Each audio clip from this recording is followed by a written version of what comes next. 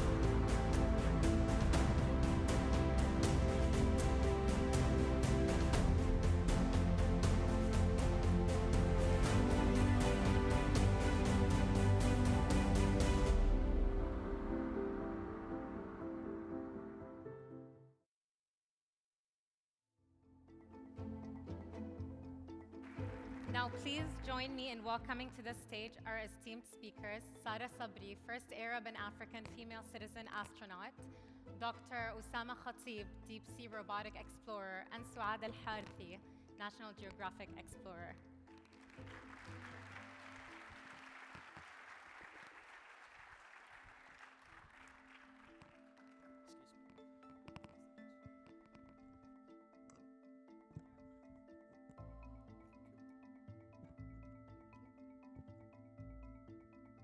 So our panel today promises to be both compelling and thought-provoking with the name From Deep Space to Deep Ocean, a future of exploration and discovery. We'll explore the depth of human ingenuity, the role of Arab talent, and the exciting future of exploration. To start, I'd like to invite, with no specific order, each speaker to give me 2 to 3 minutes of their time to tell me about their role. Suaad, start with you, please. Sure, thank you. As a National Geographic explorer, we try to push the boundaries of science, technology, innovation, storytelling for the society's mission of advancing and illuminating, as well as protecting the nature of our world.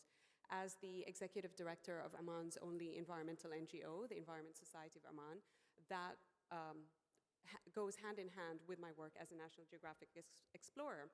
So what we try to do is work on conservation of Oman's natural heritage, and we do this specifically by conducting scientific research with the purpose of advancing conservation science, advocating for conservation policies, and then also working on community engagement initiatives and programs in the target area. So depending on what the science is telling you, for example, if we are studying and researching whales or sea turtles, working with the local communities in the area that's adjacent to those areas to elevate environmental awareness.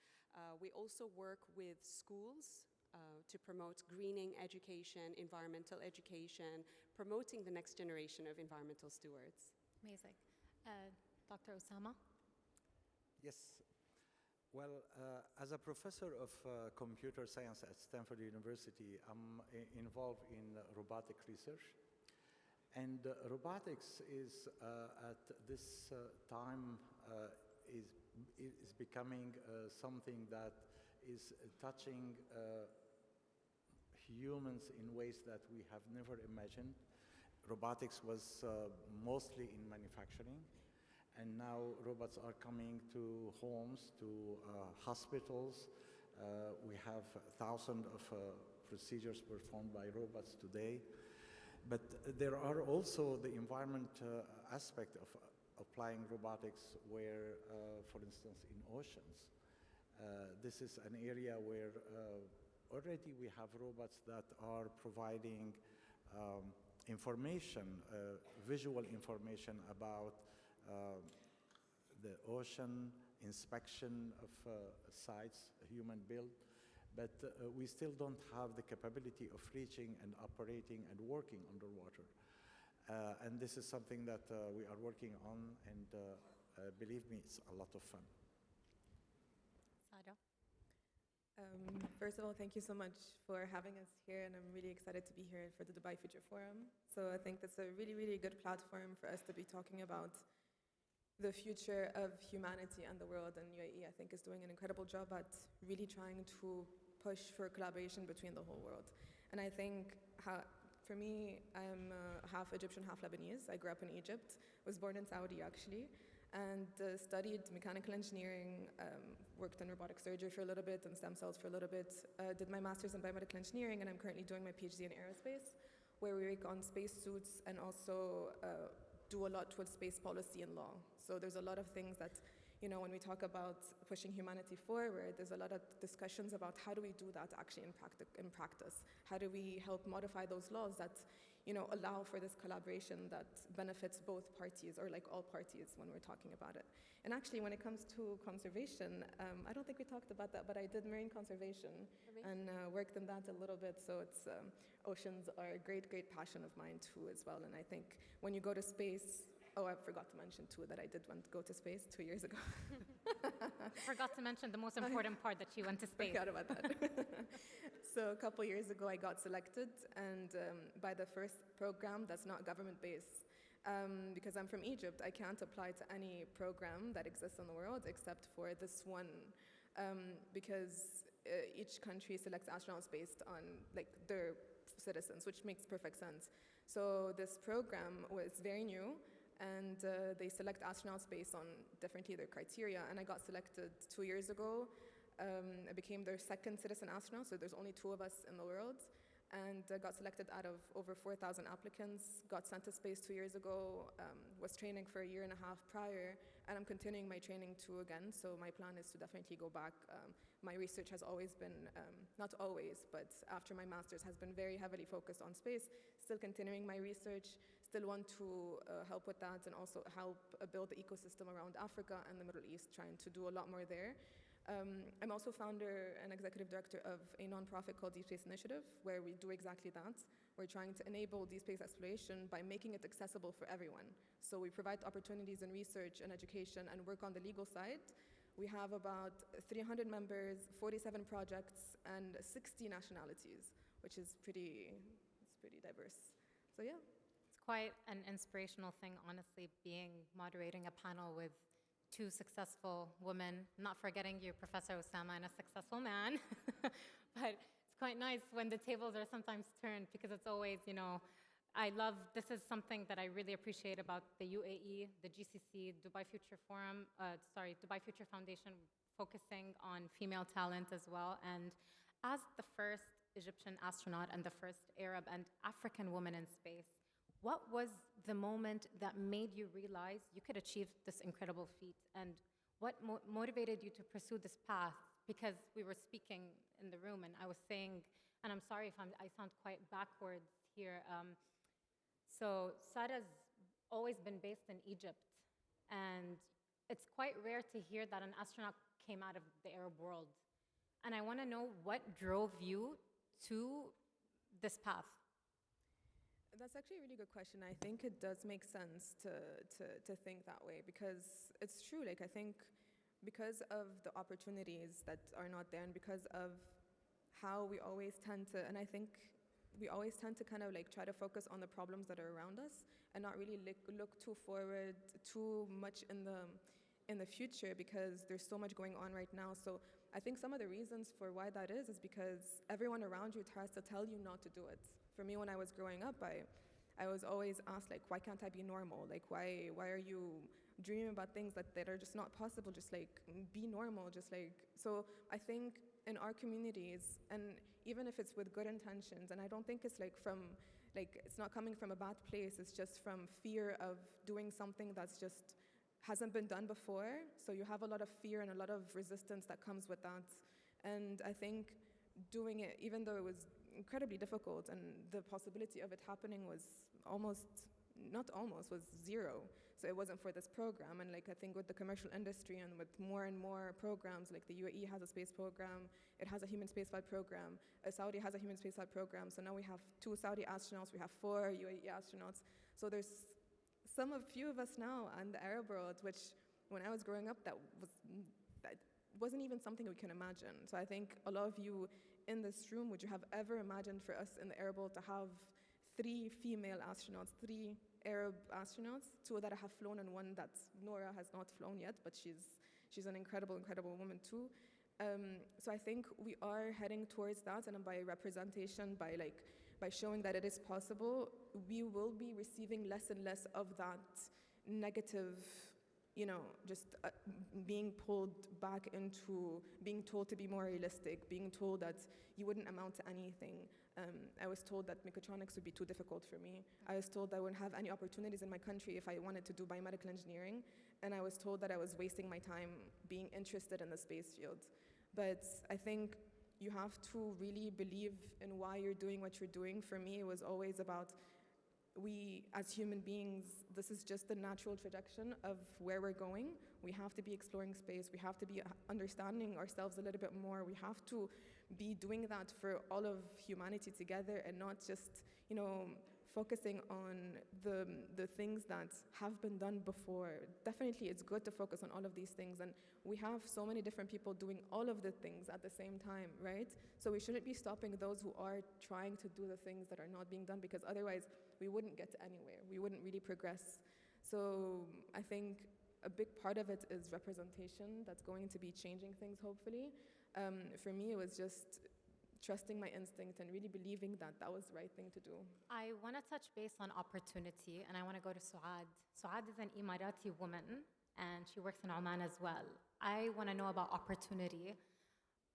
How did the UAE and Oman offer this opportunity for you to explore? You told me you work in ocean exploration as well, which is such an interesting field. We have such intelligent robotic explorer, space explorer, ocean explorer. So can you tell me about the opportunities that were handed to you and how the challenges that came on the way as well? Yeah, I would say that in terms of opportunity, as an Emirati, as many people here know, education is very important, and being given the opportunity to be fully funded for both my bachelor's as well as master's program studying environmental sciences and then pursuing coastal environmental management, I didn't feel limited in terms of the topics that I selected, and the ability to actually go and pursue that and then come back to my country. And initially I worked for the Environment Agency of Abu Dhabi. And coming back there, I would say quite similar to Sara, even though you are a field scientist and you have this passion for adventure, the outdoors, and curiosity about the natural world, initially the expectation is that as a female you would stay in the office, and there was not an expectation that you would go out into the field.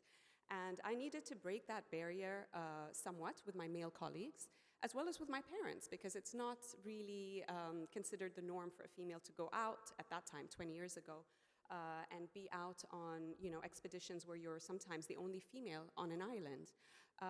What that taught me is just follow what you're passionate about, pursue it, conduct yourself respectfully, and in turn your actions and your achievements will showcase what you're really there for.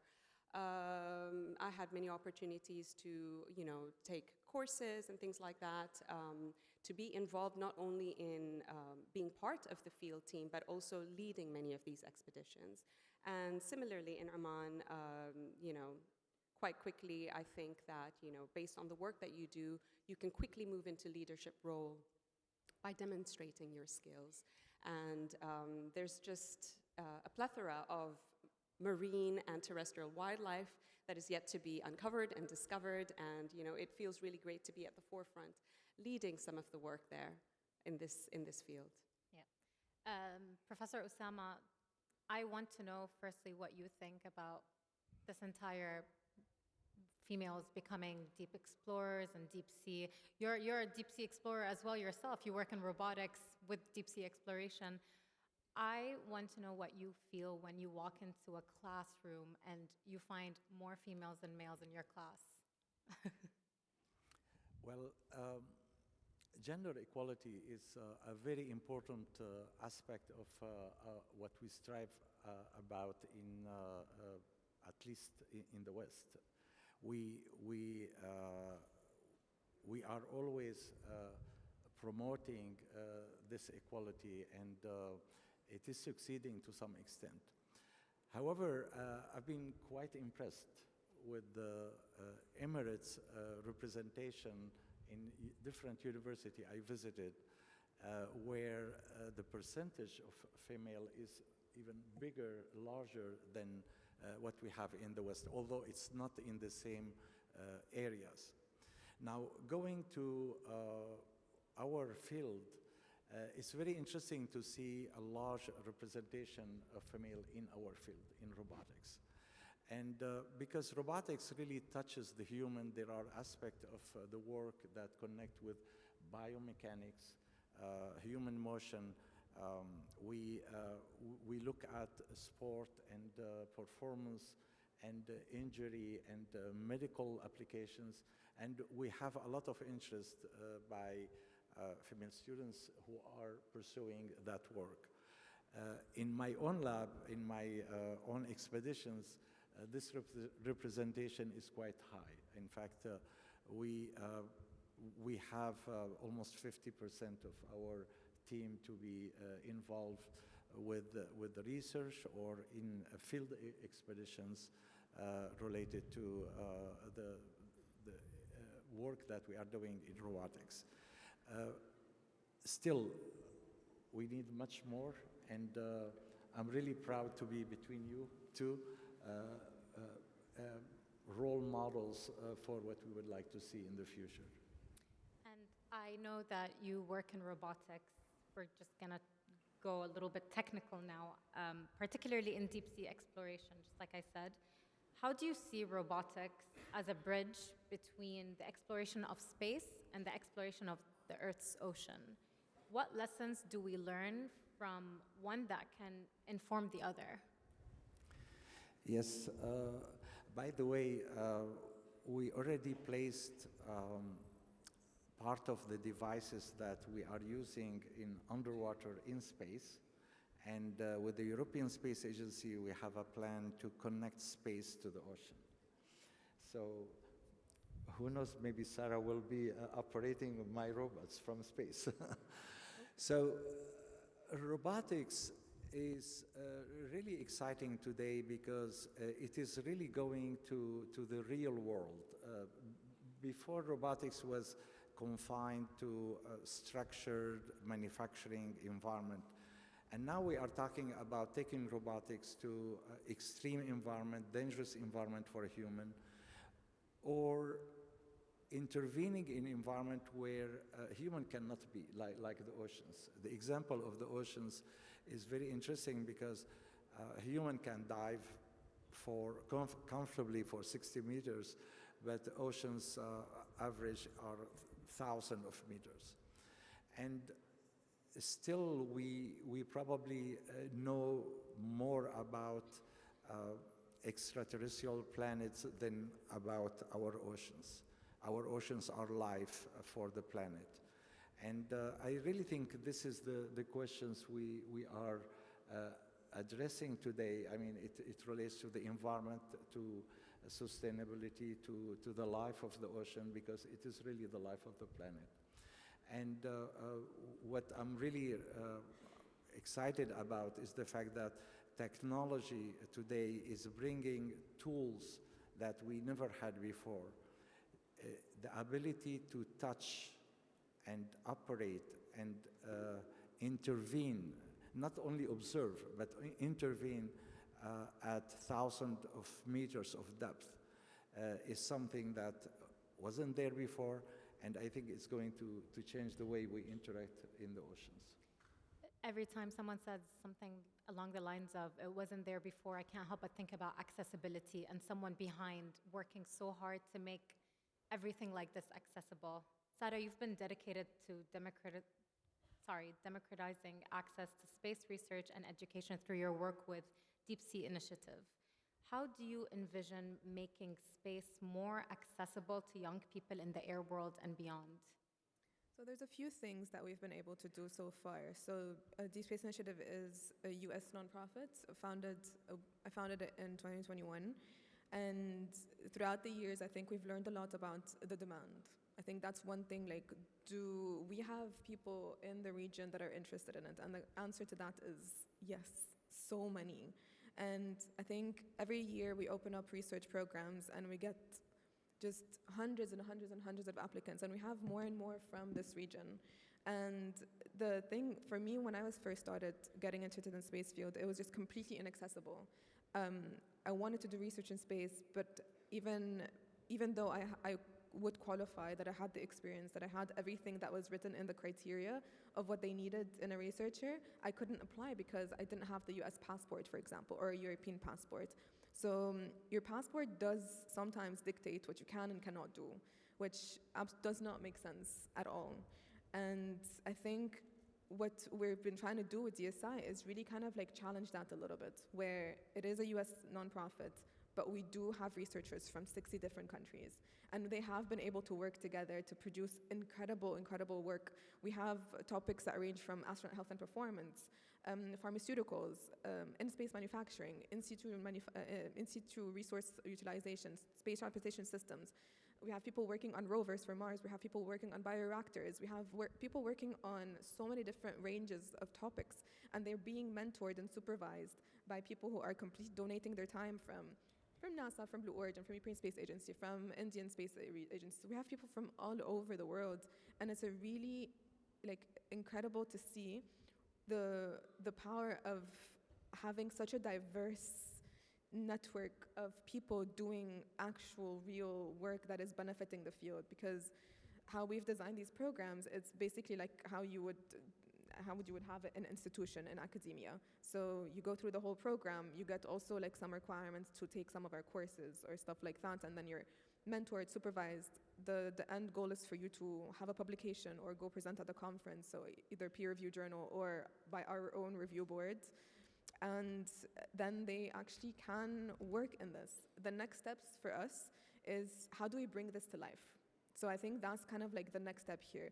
They are working on research, but we don't want them to leave their countries, because we keep seeing that again and again and again, and a lot of us have had to leave our countries to be able to have those opportunities or to be able to create those opportunities.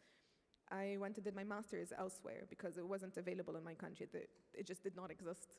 I'm doing now my PhD somewhere else other than my country because, again, it just does not exist in my country. So I think it's not by choice that we leave our countries, but I think it's also really important, and it's a huge responsibility for us to make sure that at least those that are coming, those that are still younger now and working on it, they don't have to leave. Because if we keep doing that, then we're really, brain drainage is always a huge issue. So what we're trying to do with DSI is we create this IP, we want to give it back to the researchers in their own countries, help them get the funding, commercialize some of these projects, and build an ecosystem for those projects in wherever they're from. So I think this is the next phase for us, and it's like the next 5-year plan for us, is to move from this academic, more research-oriented way of doing things, which is incredibly important. And I mean, this is how we get things moving. This is how we do things. This is how we change things. Now we need to go into commercialization. How do we bring in investors in Africa or in the Middle East to create these startups, to help them do things, to be able to be part of the field. Let's say when we're building the next space station, we're building modules. There aren't many startups in the space field, or actually there are none from Africa. In the Middle East, I'm not sure, but also there are, if not, maybe, I don't know exactly. I can't really say the statement for a fact. I don't know of any space startups in the Middle East. There might be, but I'm not aware of them. I know that in Africa, there probably is none either. So what we're trying to do is we want to give them this agency and this possibility to be able to do it. And we can do it from within. We shouldn't be, and a lot of things that I have learned since coming back from space, so since, because everything that I had done before has always been engineering, and that's kind of what I wanted to do. Engineering is easy at the end of the day. you can have these solutions to problems. You can have elegant or non-elegant solutions. But then how do you put it actually in the real world? And that's where I found really challenging. And that's why I've been doing a lot of things also related to policy and law and understanding like what are the restrictions legally for people, for countries to be collaborating. There's definitely, I think yesterday we were sitting on a round table and I think one of the ministers was talking about how like it's always about national interest. Yes, for sure. We need to definitely be taking that into account. But also there's like the humanities interest here too, that I think we need to be taking that into account as well. We need to be trying to think a little bit outside the box on how to collaborate more. And I think UAE is doing that. Yeah, and that's what I wanted to touch base on. I think we're very lucky, maybe Suaad and I, because we're from here. I'm born and raised here, so this is home for me. I think I'm extremely lucky for the UAE to create such an important, set the standards for other countries with space exploration, with any field that you think that you want to study. I think the UAE has that field or is working on that field, and that's why I want to go back to Suaad being an Emirati and holding that responsibility. You're a role model in environmental exploration and the environmental space. How do you encourage others, particularly in the Arab world and in the UAE, to take responsibility for the planet? I know the UAE is big on environment, sustainability. We hosted COP28 proudly, but a lot of work is still made to be done. How do you set the stage for that? So I would say, as role models, I am the first Emirati National Geographic explorer, as an example. His Excellency Sultan al-Niyadi, first Emirati astronaut. I think what this helps with, it allows the youth to see a mirror rather than a window. So when you look at an explorer, it's a window. If that person doesn't reflect, your values, your morals, doesn't look like you, doesn't act like you, doesn't think like you. But then when you have mirrors, when you look at explorers, you can see yourself being that individual. You can see yourself in that space. And I think that helps to change things. So as an example, as a child, I never would have imagined that Emiratis could explore space. And now they're going even further and doing polar explorations as well. That's something completely unexpected. But then it changes the mindset of the youth and of the next generation, because they believe that, it is attainable, it is within reach, and, the sky's the limit or beyond, In terms of preparing the youth, I think that it is a mindset when we think of sustainability.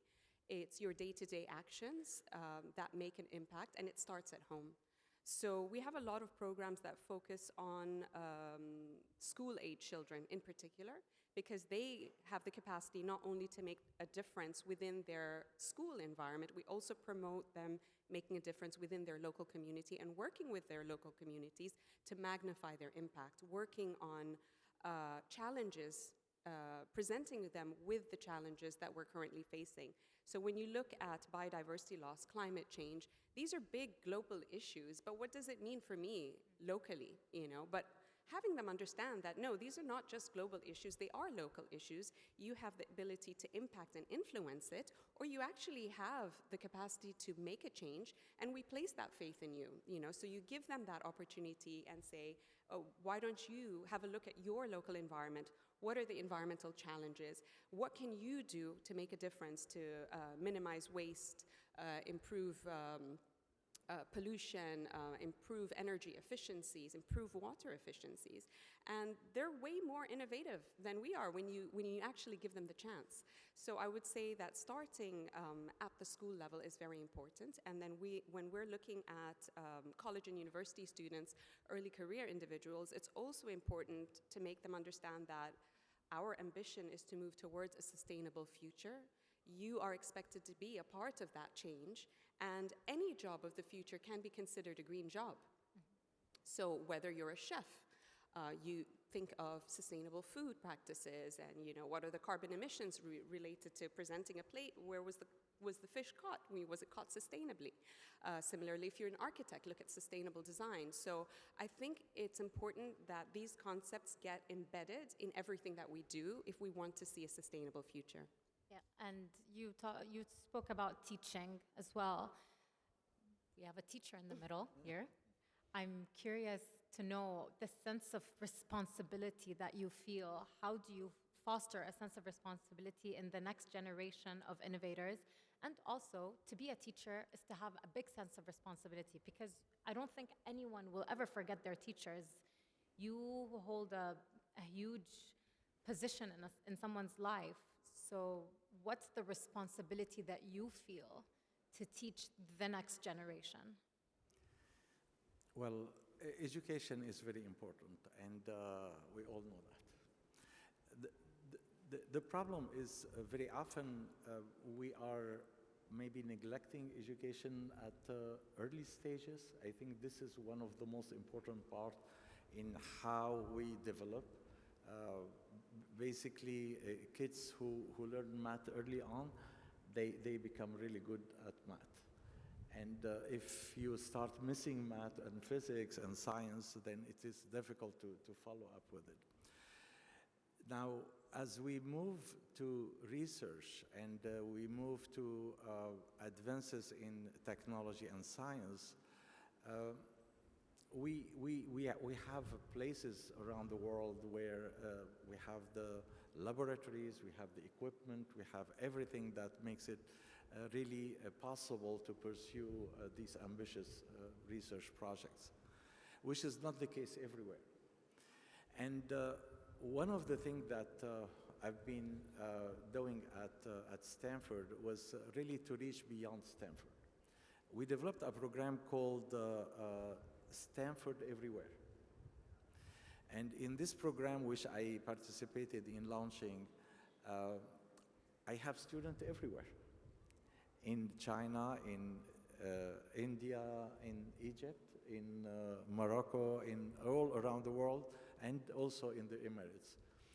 And those programs essentially started the concept of online education. But online education is a complement, not the solution. And what is really important in some of the fields like robotics is the actual experimental work that requires equipment, that requires also understanding the machines that we are working with. So we are developing very advanced software systems that are controllable by interfaces that are quite affordable. So some of the interfaces would cost professionally like tens of thousands of dollars, but the ones that we are making available to students around the world are much, much lower, like hundreds of dollars. So there is something about technology and how we can use it in ways where everyone can have access to this. Well, particularly for the Emirate, I've been privileged to work here with the Fusion Foundation in robotics across Dubai, in Abu Dhabi, and in Sharjah, participating in different programs. And I really can say that I'm absolutely impressed by the students and their thirst for knowledge and discovery, which is not surprising. Yeah. Suaad, I actually want to ask you about technology, and with the advancements in robotics and space technologies, how do you think we can integrate these innovations in conservative efforts as well? Yeah, actually, I was just speaking to Dr. Oussama and saying with his technology, I may be soon out of a job. But actually, looking at the technological side of things, humans have limits, as he's mentioned. So if you're going to be diving, there's only a specific depth that you're able to access. When I look at, for example, our whale research, so we have an Arabian Sea humpback whale research program in Oman. We are limited by funding. We're limited by the number of days that we can spend at sea. We're limited by weather condition, because they also have the monsoon winds that come up in the summer months, which means you can't be at sea doing research during that period. But with technology such as satellite telemetry, you can then put satellite tagging on some of your species. And as a result of that, you're able to gather information for an extended period for locations that you may not be able to access. So it really can make a big difference. Similarly, when we look at deep sea exploration, there's still so much that remains unknown. I think I read something like 80%, if not more, of the oceans remain unexplored by humans. So there's still so much out there. We don't know what species are out there. Biodiversity is very important for maintaining human health, climate resilience, supporting the clean air that we breathe. And knowing more allows you to understand what is out there, what needs to be conserved. And at the same time, when you look at our current ambitions towards net zero targets and minimizing greenhouse gas emissions, the oceans have a huge capacity to harness these greenhouse gases, but there's still technology that's unfolding on, to what extent can we magnify that? To what extent can we speed this process up? So there's so many solutions that are yet to be uncovered through these kind of explorations. I'm curious because you said about there's so much still to uncover. What can the UAE, Oman, GCC do, or the Middle East do to be able to be ahead of the game in the region or in the world? What can countries, people, nations do to be the first? So building your human resource capacity is really important. So building that next generation, exposing the youth to curiosity about exploration, about innovation, building their critical thinking skills. These are things that are important. And at the same time, financing for this is very important. I work for a very small nonprofit organization. One of the biggest challenges that we have is financing to support these programs, these initiatives. So I think that there's definitely a desire to diversify economies, to build economies, but it's important for us to realize that nature conservation and environmental sustainability needs to go hand in hand with that. And we need to start consider supporting and providing financing for businesses and initiatives that are sustainable. You said sparking curiosity. So wrapping this up, I would like each one of the speakers to give their opinion about it. So exploration often begins with curiosity, but it also comes with a heavy responsibility to ensure our discoveries are used wisely and safe and ethical. How can we spark curiosity in young people, especially here in the air world, but also making them understand that there's a big responsibility with curiosity and we need to be careful and ethical? So in no specific order, Sara, you can begin. That's a very difficult question. I think that's like a very big challenge. How do we even do that for adults? Like honestly, because we do understand the technology is heading in one way when you can look at it in a either like pessimistic way where you think, oh, it's going to be the end of humanity, or you can say that that's actually could be what's solving going to be, and definitely talking about AI, just like everyone else in the world. But like you can see also the benefits that could come from it. So I think we as adults, a lot of us still don't understand the true impact that it could have.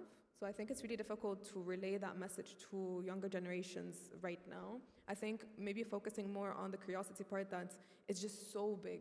There is so much out there. Maybe just like the idea that as maybe what you can do in, let's say, for example, in the space field, you could be an architect, you could be a designer, you could be a computer engineer, you could be any type of field that you are already. It depends on your passion. Whatever makes you feel alive, then you follow that just because you love it, and then you will find something eventually.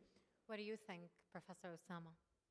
Well, actually, you mentioned something about the ethical issues related to human and machines. And while in manufacturing we replace workers, today robots that are coming closer to human really needs human support.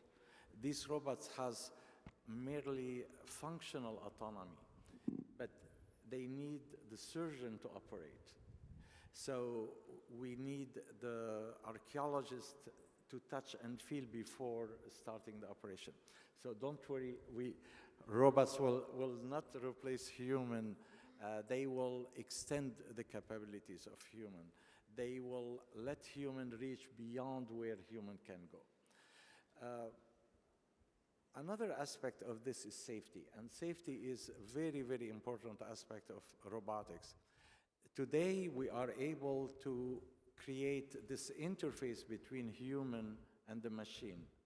And this interface is allowing a surgeon to operate across the ocean. Now, this robot has to be 100% safe for the intervention. And we are working on developing those safe machines with new technologies that are bringing touch-sensitive compliance, new material, and many of those things. But in addition, there are many other aspects of the use of technology, especially digital technology, and in the way it is used and how it's affecting society and what impact it's having. So this is probably a question we need to have a whole debate about. Thank you. Should have started with that question. Suaad, lastly, please. So in terms of harnessing curiosity, I would say that, from the conservation side of things, exposure to nature is really important. So I would encourage the youth to spend more time outdoors in nature so that they may appreciate what's around them. And only through that deep appreciation will they see the value of, conservation.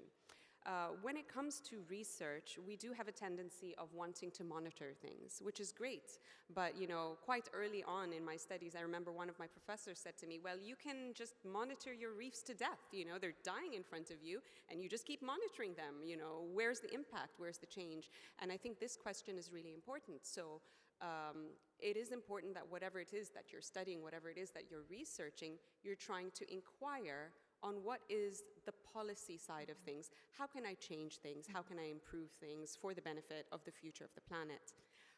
And then when you're coming up with these solutions, inclusivity as well is really important. So including your local communities, including locals within your research, within your solutions and problem solving, so that you can have a more inclusive and sustainable future. Amazing. Such a thought-provoking concept to think about where we draw the line, where are the ethics. But thank you guys so much for all of your insights. And yeah, thank you all for sitting tight. Thank you.